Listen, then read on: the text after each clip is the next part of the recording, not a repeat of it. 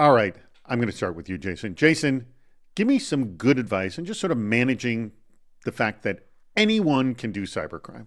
How do you deal with this?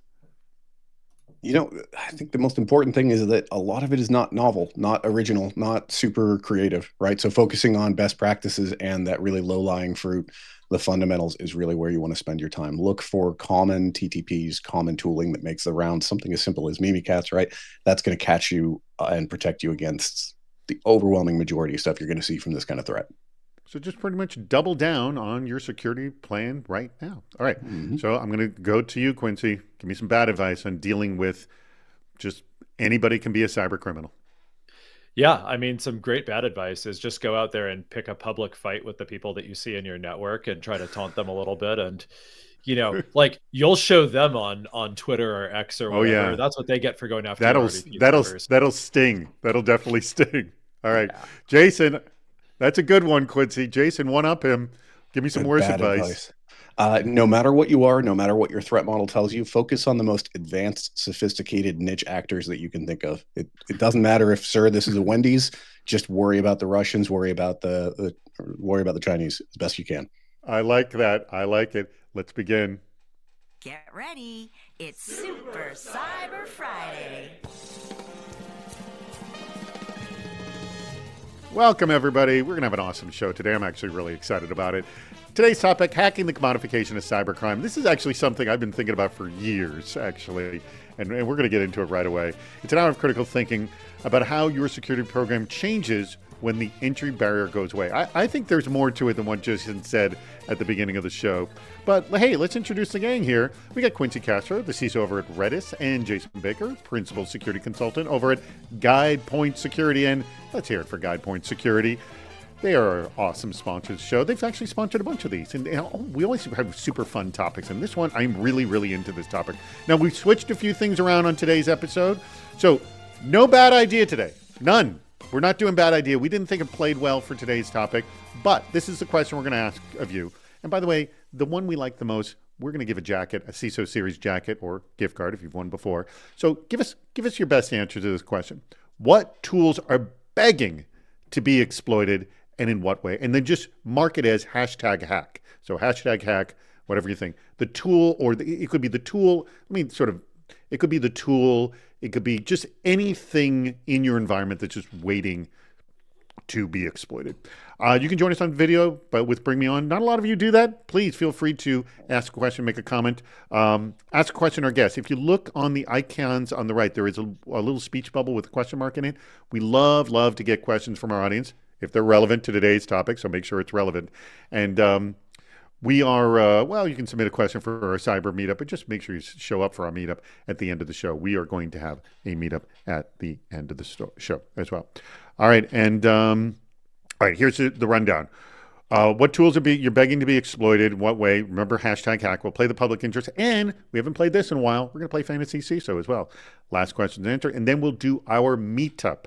All right, stick around for a meetup. If you don't have a Discord account, make sure you get one before the end of the show. That's where we get face-to-face time, and I get a chance to talk to a lot of you, and you get to talk to each other. It's great. Join us next week, Hacking Competitive GRC, how your GRC program can actually make you competitive and how you can sell it to the business of, we're going to win more business if we have a more awesome GRC program. You'll want to come for that. And guess what? There's a link at the bottom of the screen to register for it. And if you click on it, then you will be able to register without getting out of this program. So please register during our show. And you'll stick around for our meetup at the end of the show.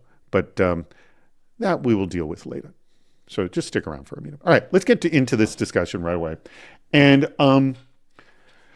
here's what we're going to talk about.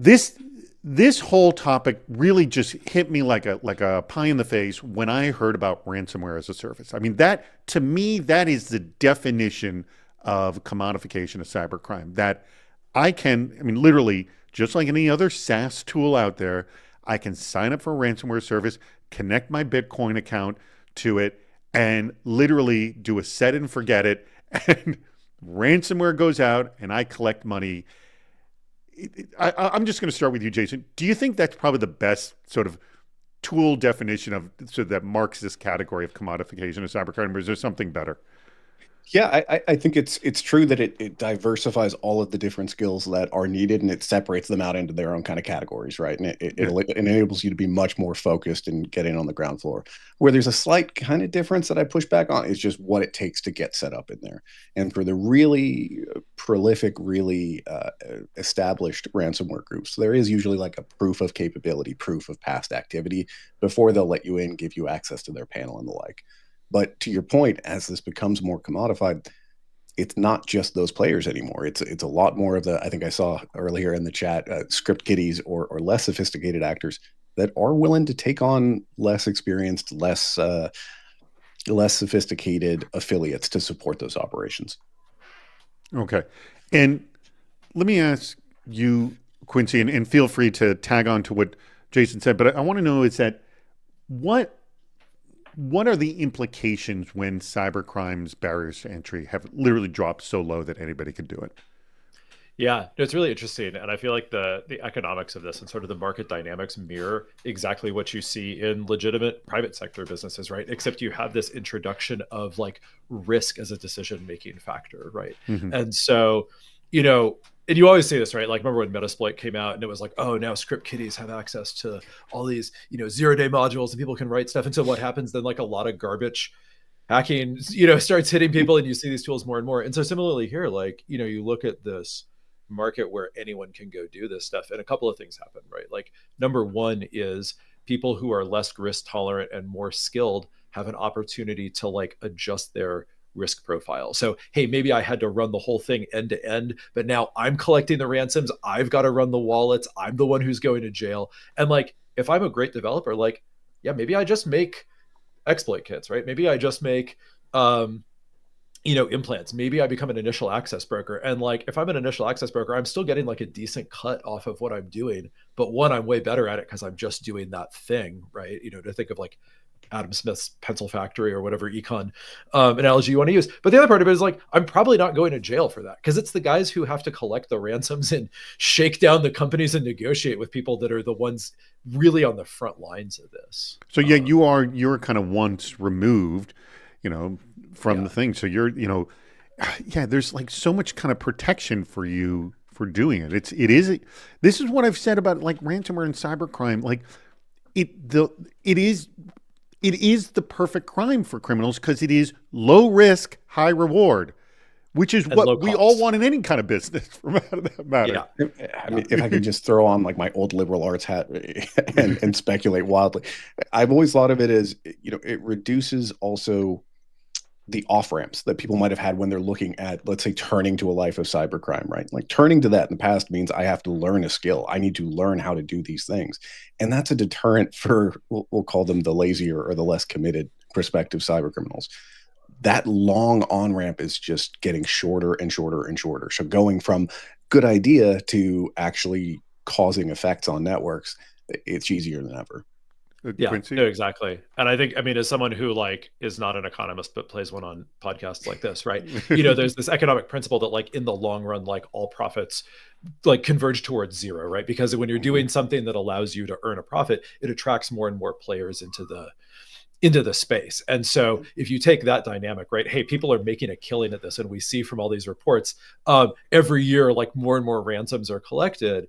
And at the same time, like the startup costs continue to go down and down because now instead of having to run like the end-to-end system, I can just go buy what like access keys from an initial access broker. I can go buy access and credentials. I can go like become an affiliate and I can like get the backend infrastructure I need. And now I'm out there just doing the negotiating and kind of running the operations. Like, of course, that's going to pull more and more people onto this and just create a larger, I think, what did we call it earlier? Like a middle class of ransomware, right? That's out there going after SMBs, going after people that aren't well equipped to defend themselves. I love that you use economic terms on this because I feel the same way in our reporting. We use term barriers to entry, year over year reflections, market saturation, and that you can opt to perceive that as being a really cold calculating approach, but I actually think it's really accurate.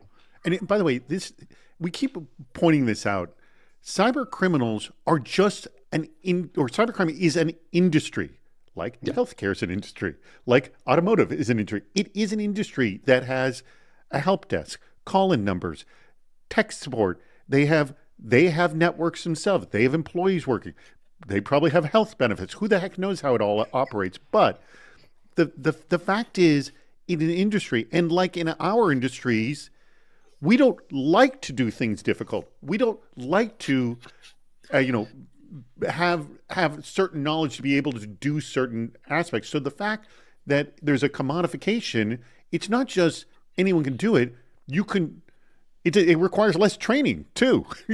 Yeah, to do it yeah. as well. And like those other businesses, right? There's issues of reputation. There's issues of like consistency. You know, you read Right. some of the interviews with like initial access brokers and cyber criminals, and you see that. You know, Jason, you mentioned earlier about like having to build up reputation to get into affiliate programs and stuff like that. Like people, even if you're a criminal, you want to work with people you trust. You want to know if I'm criming. Hey, listen, I'm only criming with other people that are legit criminals too, right? You know, we need to see some track record of performance here before we're going to let you into the program, because I don't want wackos taking down my infrastructure or getting my tools burned, right? And things like that. So, and on the victim side, like, why would you pay a ransom to someone who has a bad track record of actually delivering on, you know, unencrypting the files that they've encrypted for you, right? And so, you know, we also see some reputational elements there where if you're just out scamming your victims for money, people are going to stop paying the ransoms, right? And then, you know, that golden goose is no longer working for you. By the way, I'm highlighting some of these great things that they're marking as hacking, and you know, I want to just try to hit as many of these as I can.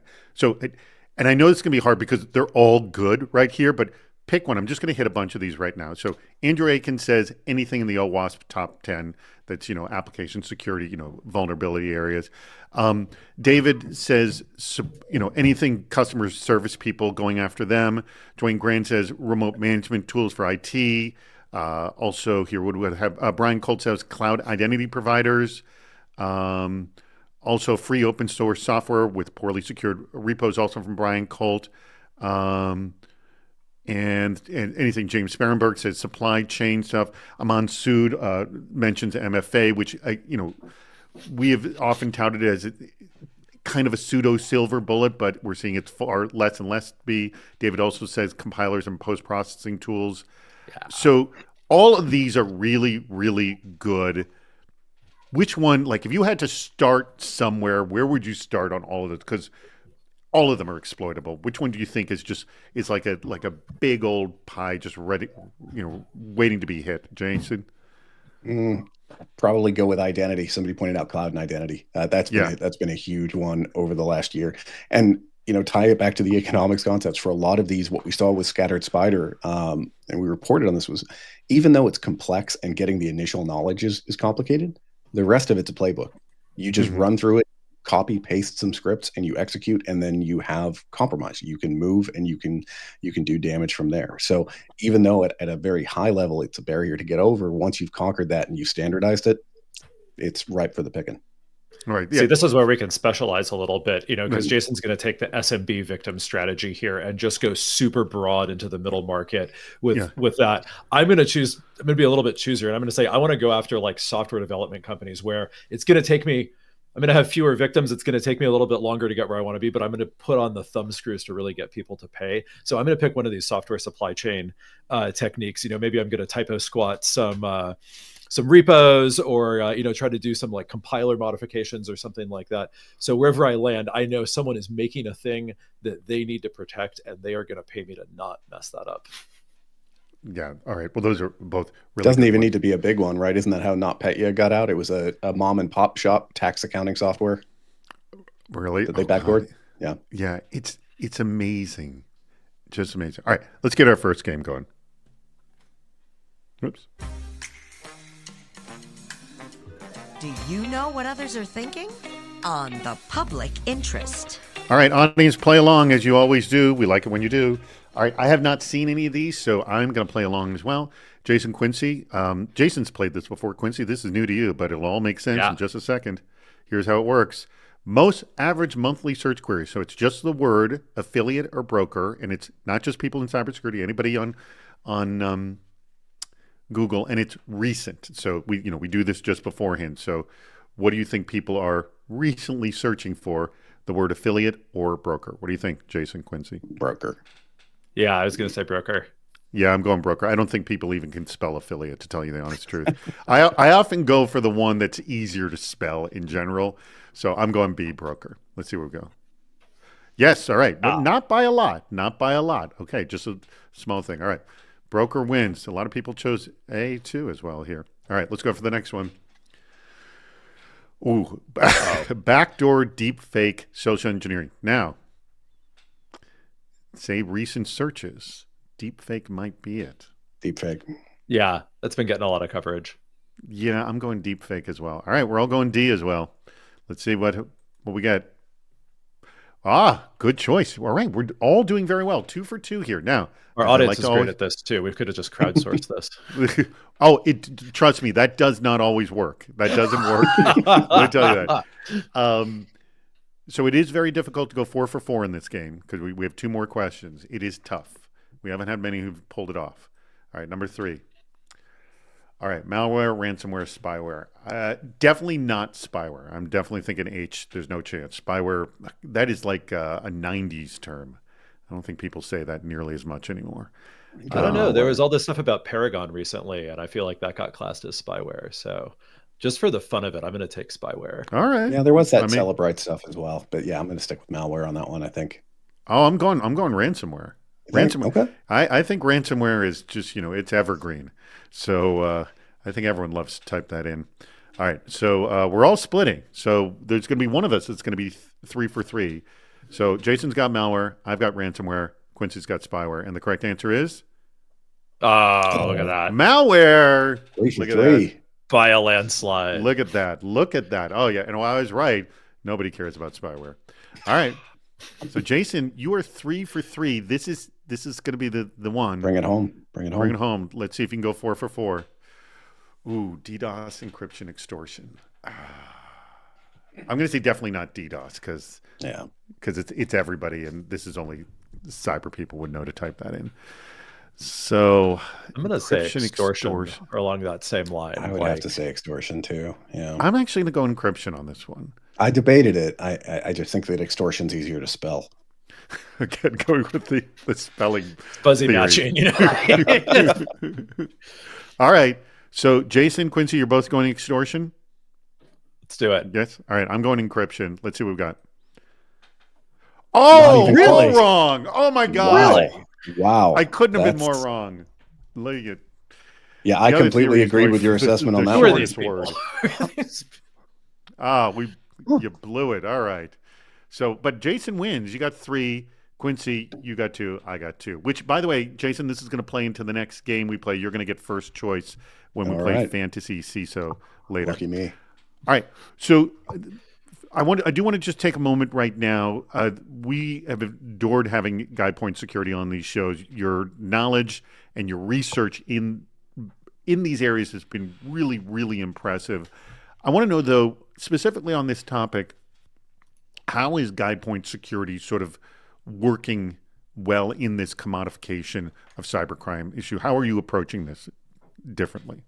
Yeah, I think we're really lucky in our practice at GuidePoint because our incident response team, our threat intelligence team, which I manage, and our advisory team are all co-located. So it creates this really beautiful virtuous cycle where we've got the IR folks going out there actively responding to ransomware, BEC, general cybercrime, right? And they're able to inform us of what's going on so we have a good picture of what the landscape looks like. We can transition that to what the advisory team is doing, help them keep their tabletops current, help them keep their advisory current and everything fresh. And we can then turn around and inform our IR team. I really think that that's the model of threat-informed defense, and we're able to bring that to our clients and everybody else that we want to work with and say, hey, this is how we found works really well. Here's how we can help you to do the same. And then I'll get off my soapbox, I promise. No, I think that's great. Well, so, hey, if you, the audience, would like a nice introduction to our people over at GuidePoint Security, we adore them. They're great. We have just put up a poll. It literally just went live right now. Do me a favor, go over to the poll and answer either one of them because both of them are yes. We will make a warm handoff to the GuidePoint Security team. These are just good people to know, having them in your back pocket because of all their insane knowledge.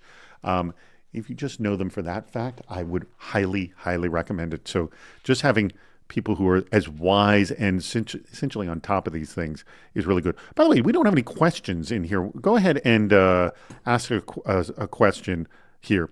I just also noticed that Chidi Esanwuni asked me, what was the data we used in these questions? There is a tool that we use, and for the life of me, I can't remember. And if Rich was here, Rich is unfortunately not here today, but if Rich was here, he would be able to answer that.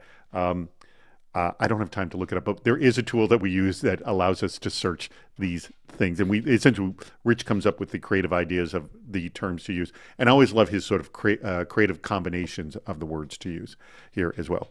All right.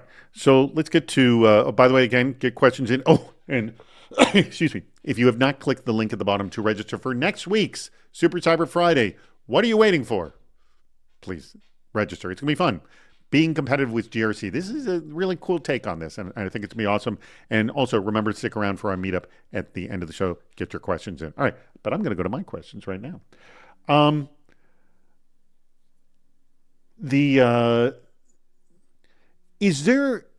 Do we have this sort of, and I'm assuming we have this middle-class ransomware problem. I mean, we have the ransomware where they take the time to figure out how much money they have and then, try to ransom for that amount. But then there's the sort of the low-level ransomware where they're really asking for hundreds of dollars from lots and lots of different people.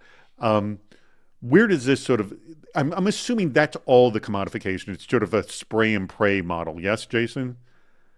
I think it's a lot more common with commodity malware and, Yeah. and threats of that level, definitely, because as I mentioned kind of at the top of things here, it's recycled information. It's often information that's widely available out there, tools that are widely available out there. So it's going to be most effective against those low level organizations, nonprofits, SMBs that don't have any defenses or have very limited defenses. And that's what they can get past. A really fortified hard target, they're just going to beat their head against the wall and learn real quick that's not worth their time. Quincy, in your environment, do you see these sort of ransomware service attacks coming at you, like these real, and because they are so commodified, are they easy to stop as a result of that or not? Yeah, that's a great question. I think what we see is a lot of attempts at initial access, right? And so, info stealers have been huge out in the news right now. That's certainly been a problem for people. Individuals targeting like access keys that get leaked in public and things like that. And so, there's always that kind of stuff kind of coming up against you. And I got to assume you kind of have a top 10 list, like, well, these are the things they're all trying to do. We're seeing it all the time. Like, look at today's list. Like, maybe, do you even, I'd be amused if any company has like a top 10 list of how we're getting attacked today, kind of a thing. Do you have something like that? Or could you kind of generally say no? So we think about it more in terms of like, what are the game over scenarios for us, and how do we just make it really tough for bad guys to try to do those things, right. But I turn it around and say, in an environment where things are highly specialized and commoditized, right? You don't really, there's no sort of like a priori intent for initial access brokers, right? Their only goal is like, let me get something valuable in your environment and then turn around and sell that to the highest bidder, and if that's commodity ransomware, maybe that's the buyer for that. Maybe there's somebody else who's got something better they're going to do with that access. So that's really interesting, is that there's kind of two ways to make income here. There's the way of me breaking all the way through to finance and extracting money out. And there's the other of, let me just get the data, put it on the market, sell it. Yeah.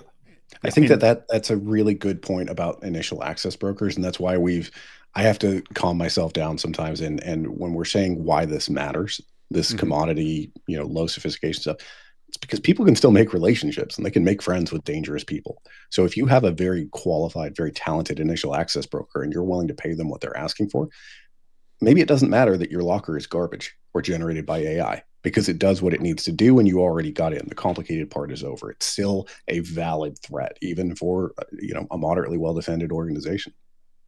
And how do you know that these sort of extractions have happened? Like, again, they haven't gotten all the way to your finance, but they've pulled this data, they've pulled that data, pulled this data, or kind of in the world of, rotating passwords, is there Do you do things of rotating identities, rotating anything? Should this be happening, at least we're just making it difficult because whatever they bought today is no longer valuable next week. Quincy, do you have anything in that environment that you're kind of like, well, they could be coming in, they could be extracting, but it's not going to matter because it's going to be useless in a week?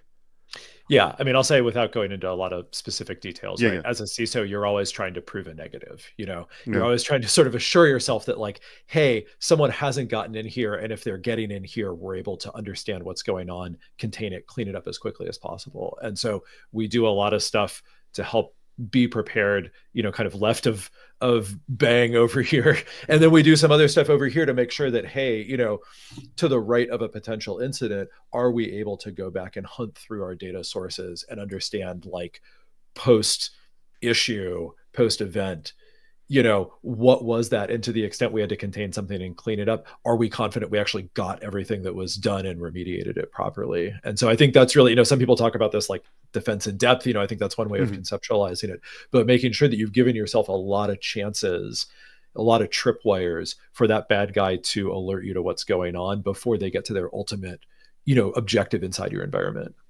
Hey, here comes a good question from Aman Sood.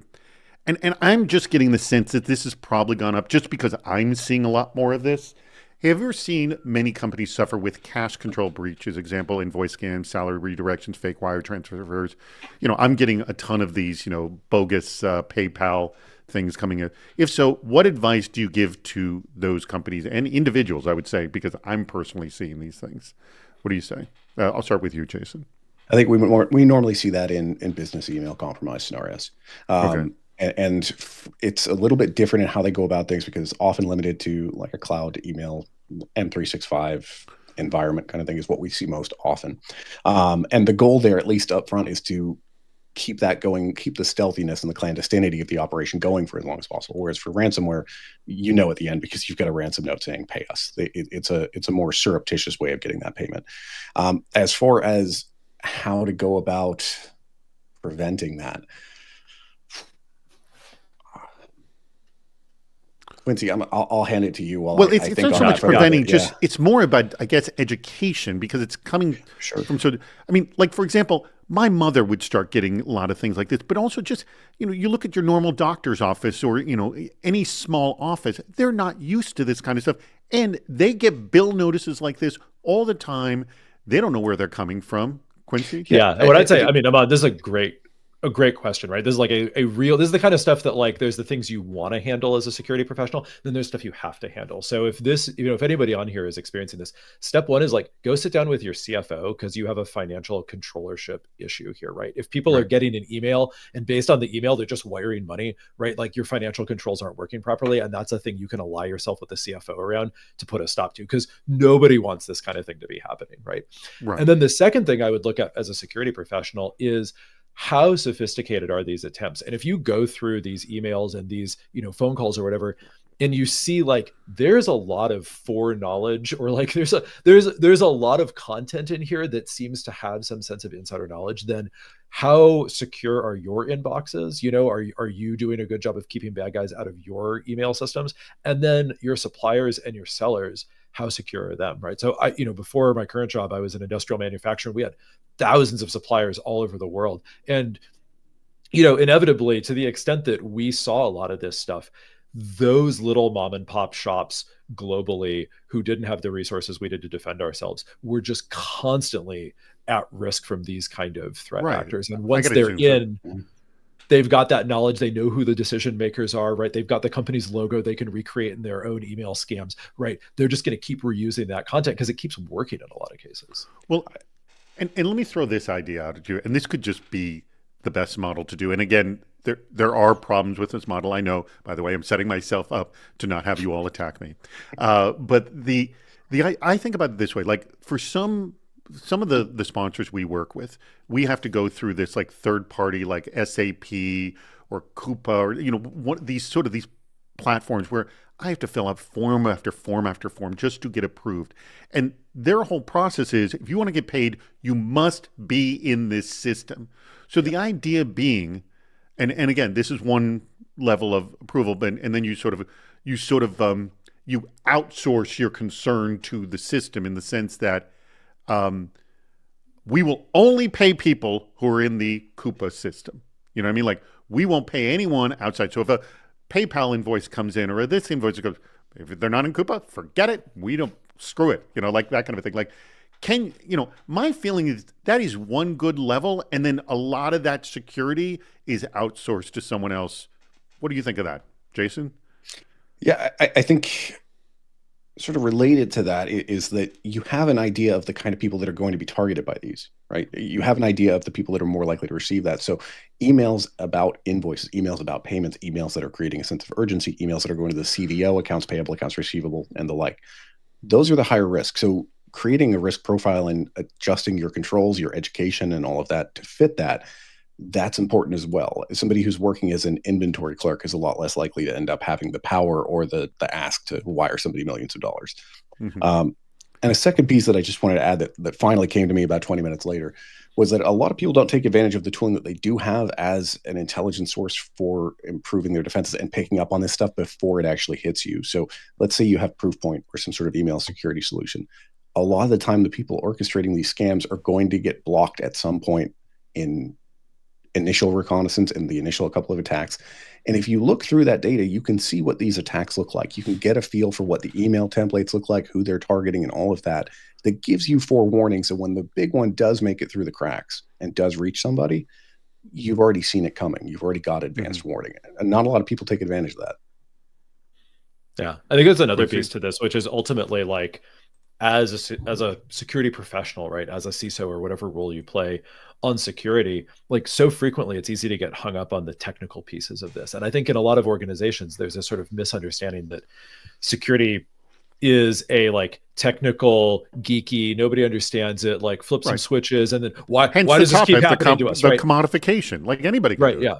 Yeah. And so I think, it behooves us as security professionals to build a positive culture around security where we say, listen, this is a team sport. Our goal here at the end of the day is to make sure our business is commercially viable, it's successful, it's doing the things we want it to do.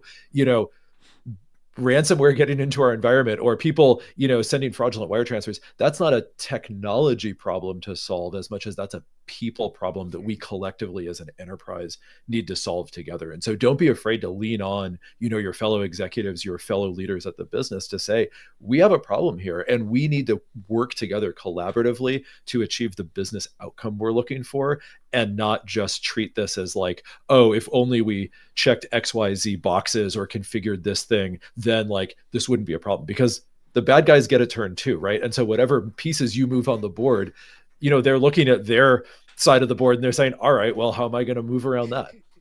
I want to identify this comment from Dwayne Grant. Invoice fraud is a huge B2B issue. Typical mitigation is that you need a defined process for authorizing payment process, changes of payment, and official addresses of vendors. I'm interested to know any tips, because I'm feeling that's it. You're looking at your light, and your light went out. Get that thing back on again, if you can get it back on. It might be gone. Oh, so be it. It happens. We'll just you'll all be dark right now. It's fine. But I'm interested to know: is there any advice, either yourself or you've seen others do, that go, "Oh, this was a good step we've taken to secure our payment process"? I would like to know if you have anything. Just give us what you got. Jason, Quincy? What Dwayne just said about verifying changes, that's the biggest thing, because especially if it's a long-standing account or a long-standing vendor, why would that change out of the blue? So two-party authentication or two-party sign-off on those changes is typically is the first one that comes to mind. Quincy? Yeah, and I'll bring it back to the, like, kind of the people and culture angle, which is, I think, helping people understand like how this stuff happens, and then making sure that the people, your ICs within the business that handle these things understand this stuff. And literally, like, one of my favorite examples is I remember seeing an attempt to change an investment account, like payment details, and it goes from like, a C staff person down to their VP, down to, like an IC in the finance department. And the IC is like, this is a scam, and so, people are busy, right? People make mistakes. People move quickly to try to get stuff done. Oh, there we go. But having people in your organization that are not security professionals, but are security literate enough to raise their hand and to feel empowered to challenge their boss's boss or whomever and say, hey, that's fraud. We're not doing that, Yeah, the we'll say is I just blanked out on it. But anyways, get your questions in. Register. Oh, and by the way, the poll is still up. The poll's going to be up. The Jason Baker's company, Guy Point Security, they can help you with a lot of this kind of stuff. So please go to our poll. We already have a bunch of you who have filled out. Please go to the poll, and we will make the warm handoff as well. All right, get your questions in, and we're going to 5 minutes. We're going to be playing our game, Fantasy CISO.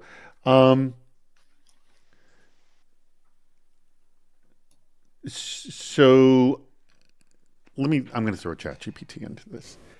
Has ChatGPT played? I mean, this is the way I am hearing it. I don't know if it's actually playing itself out, but that this is done on a grander scale thanks to ChatGPT because it can customize things at a grander scale. Is that actually happening, Jason? Like we hear it, and yes, it is. Yeah. I remember in the early days of this question because it was all over the place. Our answer was social engineering, phishing emails. That was the easy stuff, low-lying fruit. More and more we do see it. If you're ever interested, check out the OpenAI reports on malicious use of ChatGPT. They do some great reporting on it. Steve Albee says Grok, by the way, not ChatGPT. The example that comes to mind is a group called FunkSec, which I know, David, you and I have talked about before. It's a group that popped up end of last year in December timeframe with a bunch of really high-profile alleged victims that were very easy to disprove. They were claiming, like, say, Coca-Cola or McDonald's, and nobody had ever heard of these guys. Everybody knew it was recycled old information. So they wanted to prove a point, and they ended up releasing a locker that they called a Funk Locker or something like that. And the folks at Checkpoint Labs, or Checkpoint security folks, took a look at it. And what they found was, going through it, this persona that had broken English, really bad OPSEC, it looked like somebody from Algeria. In the body of their code were dead giveaways that this was something that had been slapped together basically with duct tape and ChatGPT. Perfect English comments in there, commented out sections that break out line by line what this does. So essentially what you have here was a low-skilled actor who, for saving face or for creating the impression of success, managed to put together an entire locker with the aid of LLMs and AI. Is it useful? Has it been deployed in the wild? I sure don't think so yet. But to the earlier point, weirdo can make a friend. Weirdo can buy access. And so the threshold for how competent the AI product needs to be, it's not what it used to be. By the way, just a quick question. This is a very quick question, quick answer from Andrew Aiken. It's GuidePoint hiring. Are you hiring? Oh, yeah. Constantly. Check out our careers page. All right. Andrew, take a look at it and then chat with Jason in our meetup at the end of the show, which, by the way, make sure you are on Discord, everybody. And we will have that. And that link at the bottom of the screen will change to that in the last 5 minutes of the show. Please stick around for that. You know what? Let's play our next game right now. It's time to play Fantasy CISO. All right. I need to share my screen. Oh, I got to do it this way. Screen. My apologies. There we go to window. I should have been more on top of this. All right. Now, Jason won our game previously. You should see the screen here. Yeah, now you're seeing it right now. All right. This is Fantasy. What we have is we have 10 controls here. And then one by one, the two of you are going to each select a control. And then what's going to happen, we're going to go to an attack. And you'll see your team of 5 controls, Jason, and then Quincy, you'll see your team of 5 controls. And you will have to argue to the audience why your controls are better situated to handle the attack than the other person, all right? Get creative with the response. But being, Jason, that you won the first time, you get to pick the first of these 10 controls. So go ahead. Which one do you want first? Oh, I'm biased. EDR. EDR. Here we go. Good choice. All right. And while he's answering that, Quincy, you pick yours. Well, it's not. Oh, there it is. Crossed out. Yeah, now it's crossed out. So you can't pick EDR, Quincy. So pick one of the other 9. Cool. I'm going to take controlled use of admin privileges. All right. And then, Jason, what do you want? Access control management. Access control management. All right. And Quincy? I'm going to say, let's see. I'm going to say data recovery. Okay. Jason? Email and web browser protections. All right. Quincy? Ooh. I think I'm going to say incident response management. Okay. Jason? Asset management. All right. Quincy. I'm going to take AppSec. Okay. Oops. Jason, you essentially got one of two left. Security awareness. That was a nice gift. Thank you. All right. You get pen testing. Pen testing, which only works if we also have the AppSec piece. So, All right. Okay. So here, fix the things. So just so you see, Quincy, these are your 5 controls. Jason, these are your 5 controls. Now this is completely random. I select the reveal attack, and we get, okay. Oh. Well. Ouch. Now, an adversary has gained access to your EDR product. So you do have EDR, but it has access to it, Jason. So Jason, and I just want to stress, we've played this game before where it was clear that one had an upper hand to the other. I want you to argue to our audience which one, why you are better situation to handle this than Quincy does. And then Quincy, vice versa, you're going to do the same. And then we will put up a poll, and the audience will be able to respond. And again, audience, you're going to have about 20 seconds to answer in the poll. So let's go ahead, Jason. Why are you better situated to handle this attack? I think I could argue that given our very strong asset management program, and given the security awareness of our team and our security professionals, this is something that we'd be able to pick up immediately and track down, run down, and notice the difference in our environment. So, yeah, it's absolutely not a good situation to be in, but we're going to contain it very quickly. We've already got access control. We've already got a bunch of ways to contain and limit the spread of this threat actor. So, bad day. Right. So you think you got resilience to deal with this? Definitely. Even though they just completely busted your EDR that you did have. But they busted. All right. Quincy, your argument. My argument is that I don't have EDR, right? Is this one of those scenarios where I'm the thing is you don't have EDR. So essentially they have access to your endpoints, period. Let's just say that. Okay. They have access to your endpoints. And essentially you're both losing right now because you both have access to your endpoints. And in fact, in some way you're in ahead because of Jason's 5 controls, one has now just been essentially obliterated. So so I think your endpoints are compromised. Yeah. So I think what I would argue here is because of my controlled use of administrative privileges, they might be on the endpoint, but they're probably in user space in a low privileged account.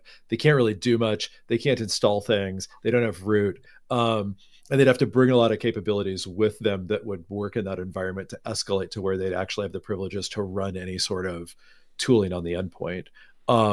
Because of my application security program and pen testing, we've got a good flywheel effect there where the applications that sit on the system are pretty hardened against that kind of privilege escalation. So they're not going to find some wacky, way of turning our software against us and being able to get root that way. And then all of my encrypted offline backups over here in my data recovery program, to the extent that they can do damage to the environment, allow us to just restore to an hours old version of what's on those systems. So we wipe the production environment, we kick out the people that are in user space, we restore back to this known good variant.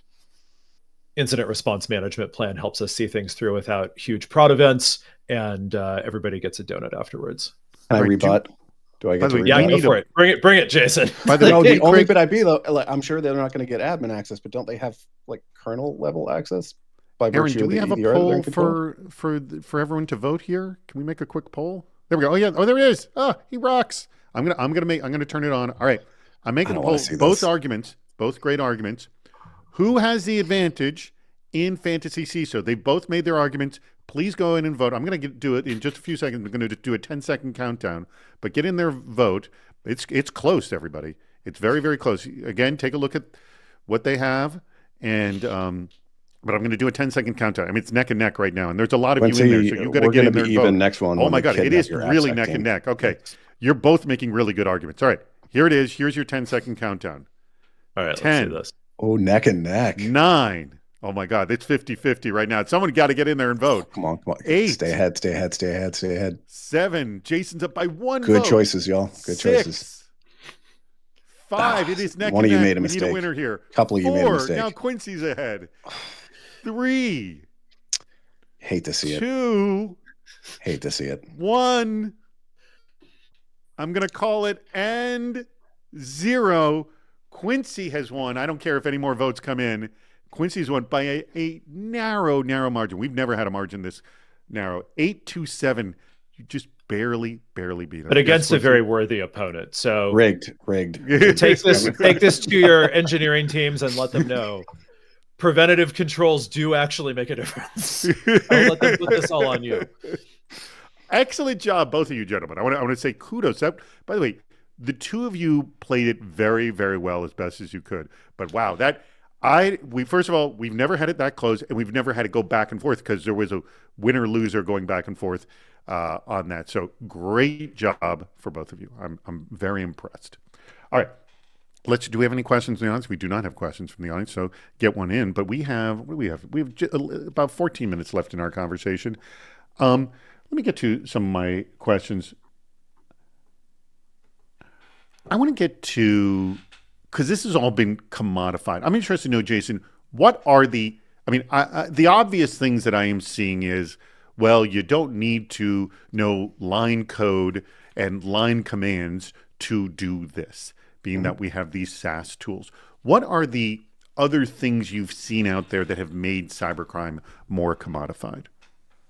So outside of just basic making things GUI, I think that you earlier mentioned on the ransomware as a service, diverting out the different roles and responsibilities. We've talked on that. I guess the next one would be price point and going through subscription models for different tools. So especially in the info stealer space, we've seen more of a move, and malware as a service. There's a couple of these where they've moved away from big, heavy upfront payments of hundreds or thousands of dollars and towards like let's just say $100 a month or $30 a month for different info stealers.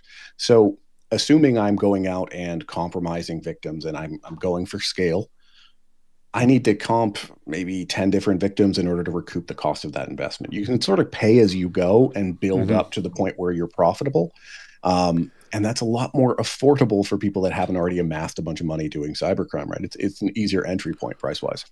What about a marketplace? Because we talk about, I go in to steal the data and then I go to sell it. Now, there has been this sort of dark web way of selling it, but honestly, I don't know. Is there the equivalent of, we had the Silk Road that sold a lot of illicit substances and arms. Is there a more essentially Amazon type friendly way to sell this kind of data? Yes, Jason? Russian market. Yeah, that's probably the most famous one. And you can search by domain, what it's for, country, bunch of stuff like that. And it's usually going for a full log of, let's say, somebody's device, all the credentials on it, about $10 pop. That's you sell 10 of those successfully, you've recouped an investment of the info stealer for the month. By the way, James Sparenberg says, and I didn't know that the Silk Road founder is back out. Strong recommendation. If you have not read the book American Gangster, which is phenomenal, it is about Silk Road. I read that book and I was like, this has got to be made into a movie, because it's got everything.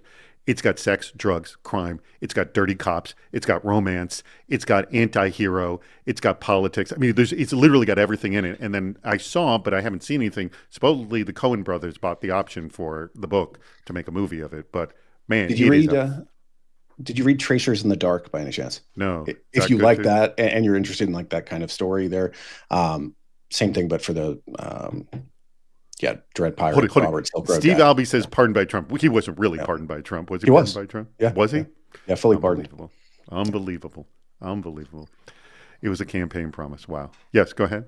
I'm going to add to this. I think there's other things like outside of the norm that also enable this. So like Telegram bots, for example, like the amount of automated services that are offered now on Telegram for a lot of these kind of things just make it that much easier to do business with these kind of bit players in the cybercrime ecosystem.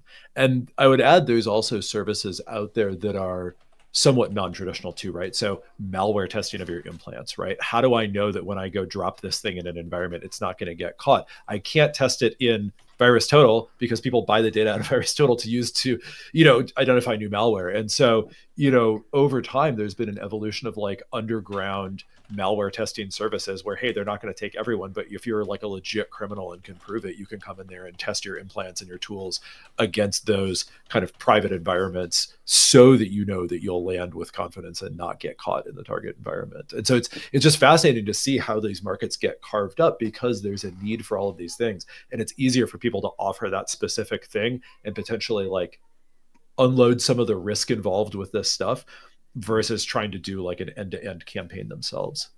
All right, let me do this. I'm going to do, we're going to come back and do our last questions here, but let me just do sort of the end thing. By the way, if you have not registered for next week's event, click the button right now because that's going to change in just a second. So please go click on it. If you forget, just go to the front page of our site and you'll be able to do that. All right, GuidePoint Security, our sponsor. Thank you so much, Jason. This has been a great conversation. I've really liked it. You guys have really kicked it today, and thank you. The audience has been awesome as well. So thank you, everybody. Okay, starting soon at 3:30 p.m., Cybersecurity Headlines Week in Review. Yours truly. I'm hosting. Rich is out today, so you get me. Double duty. Brett Perry, who's the CISO of Dot Foods. If you don't know Dot Foods, they've got a ton of friggin' food properties that they are responsible for. I'm going to have him on the show. We got a ton of really, really good stories. It is on YouTube. So you can just go to our events page. You'll see the YouTube link. Or if you just go to youtube.com/CISO series, you'll find it as well. Anyways, that's going to start at 3:30 p.m. Eastern today. Please join us there. We like to have your participation as well. Hey, stick around for our meetup. Now go ahead and change that link at the bottom of the screen. All right. Now you can go ahead and join our post-event meetup on Discord. Link at the bottom right there. Also, I just want to throw out the fact that if you want to sponsor Super Cyber Friday, I think we're booked through April. I think we have May open. So please just email us at info@cisoseries.com. We would love to have you. All right. Here, let me hide that. All right, back to gentlemen. All right, let me ask this question, then we'll have a few others with whatever time we got left. Jason, what did we not talk about here? There's a lot more to talk about, but what did we not talk about that's really critical that we should have been mentioning? Or did we solve everything? No, I think we hit. I think we hit a lot of the points. The main thing that I guess that I'd foot stomp is it's a matter of scale and it's a matter of volume, right? Mm-hmm. I'm not banging the alarm saying that every script kiddie who gets into a Discord channel and hears some bad ideas is going to become the next Lockbit, right? That's absolutely not it. But the more that you have people entering the field, the more opportunities there are for additional volume of cybercrime. We've done the research. We've seen the numbers pop up just year over year. The number of threat groups that we've seen in ransomware has jumped from a 12% increase to I think it was a 40-something% increase year over year. So and you just attribute it to commodification, like it's easier to do. Yeah. I mean, that and the fact that there are law enforcement disruption efforts that are bearing fruit. So people have to diversify more. The difference between even the best options out there are more narrow than ever. And so it's about finding a product, finding a group that you agree with, finding a good revenue split, and that's it. So it's more folks coming in, more pipeline. It is still going to narrow. It's still going to filter out a lot of the noise, but if you end up with a greater volume of cybercrime, eventually we're going to feel that, not just at the SMB level, but in the folks that are gaining skills, gaining experience, and becoming more proficient over the years. All right. I can't stress this enough. Go to our poll. Get the wonderful insights that GuidePoint Security has. Click on the poll. Let's make the warm handoff to you. So essentially you have their number in your back pocket, as you should. All right. Quincy, same question to you. Remember, go to our poll. Click that. Same question to you. What have we not hit on this topic that we should have been talking about? Yeah, so I think it's interesting to think about how bad guy strategy changes over time, right? And if we just look at the space of like ransom, we still talk about ransomware, and yet a lot of the attacks that are out there are like double ransom, extortion, sort of like data leak threats and stuff like that. And I think that change has happened because as defenders, we've gotten good at stopping some of the early stage stuff, right? And so my advice, if I can be so bold to the defenders that are out there that do this job, is like understand what the game over scenarios are for your business. Think through like, what's your next best option against just paying these people what they're asking for, and use that as part of your strategy to structure your program That is a good so way of that your thinking about company it. has options, right? If someone's, strategy is like, hey, we're going to take your data and we're going to go ransom your customers and get them to pay us so that, we don't release your data that implicates them. Okay, how do you help devalue that, Right. And so, this is the kind of stuff that like we get so caught up as CISOs, like fighting fires. Not everybody has the time to sit down. And so That's a really good point. Because if you had the time, you would, spend the time figuring out, what are our alternatives? How do we make alternatives? How do we make it more miserable for them? But not everybody has all that time. So then you find yourself caught up in a situation where you've got one option and you don't ever want that.